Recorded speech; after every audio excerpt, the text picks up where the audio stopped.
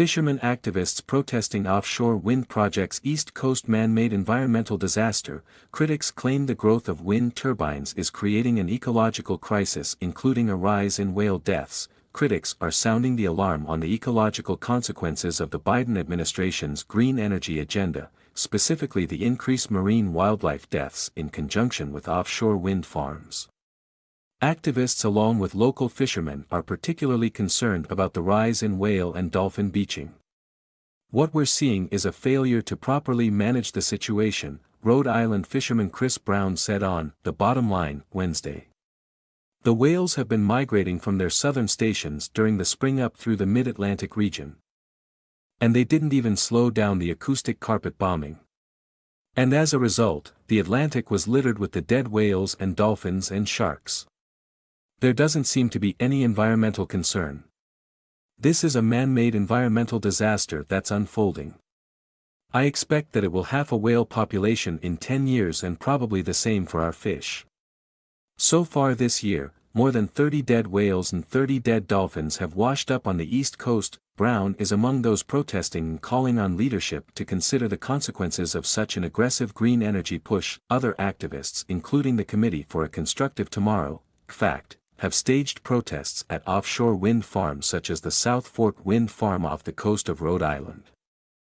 We organized this protest to try to draw attention to the very heavy environmental footprint that offshore wind has on our eastern coast, CFACT President Craig Rucker said on Fox Amp Friends, Thursday.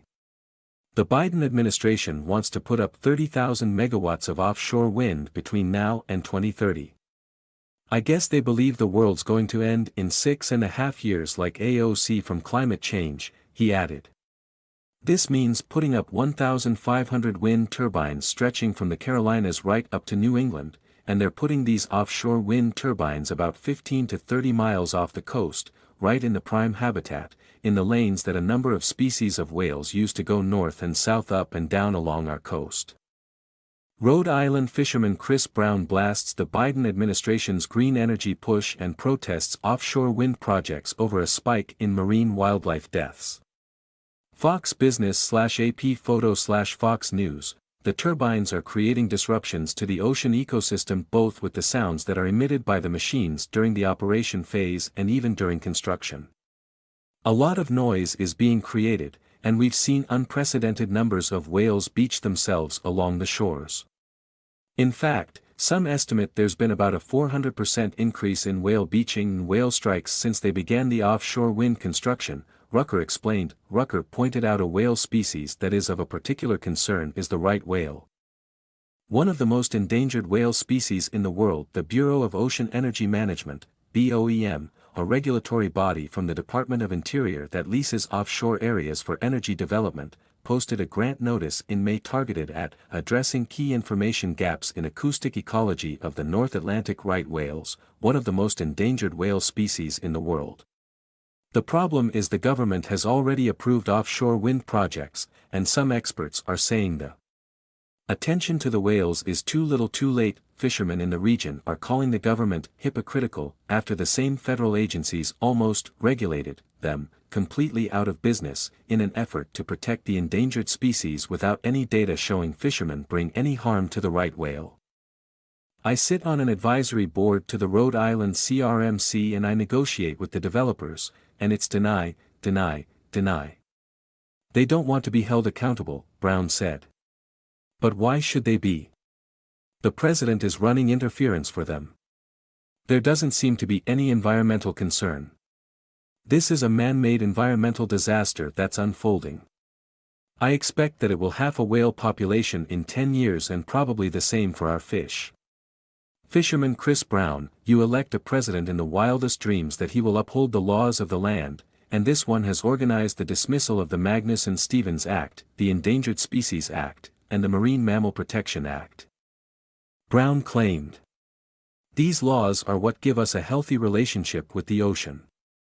State leadership and lawmakers are also speaking out on the environmental crisis. In May, 50 mayors from across the Democrat-led states of New Jersey, Delaware, and Maryland sent an open letter to Congress calling for an offshore wind development moratorium in light of recent marine wildlife deaths.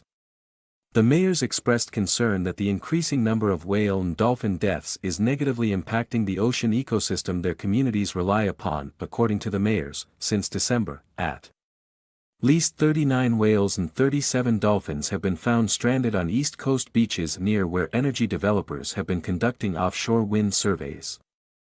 Over the past 5 days alone, a humpback whale and 6 dolphins have been beached near such acoustic surveys, which some environmentalists argue disturb wildlife. The trend has not gone unnoticed, and those like Brown and Rucker are taking action to protect the oceans and marine wildlife.